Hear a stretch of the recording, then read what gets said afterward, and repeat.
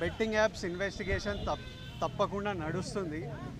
కానీ మనని పిలిచింది వాళ్ళకు కూడా తెలియదు మన పేరు ఎందుకు వచ్చిందో. బట్ మన పేరు వచ్చినందుకు వాళ్ళు వెరిఫికేషన్ చేసుకొని వాళ్ళ డెలిజెన్స్ తీసుకోవాలి. మనం చేసింది గేమింగ్ యాప్స్కి ఎండోర్స్మెంట్. గేమింగ్ యాప్కి బెట్టింగ్ యాప్కి అసలు సంబంధమే లేదు. గేమింగ్ యాప్స్ అనేటివి completely legal, recognised by the government, licensed as a business.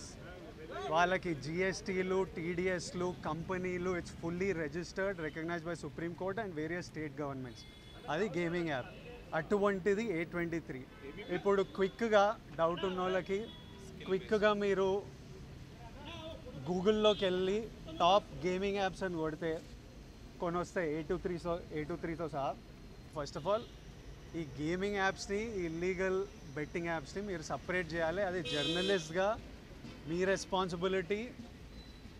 నా మీద మీకు ఆ రెస్పాన్సిబిలిటీ ఉండాలని కోరుకున్నా. కానీ మన పేరు వచ్చింది కాబట్టి కొన్ని క్లారిఫికేషన్స్ అడిగారు.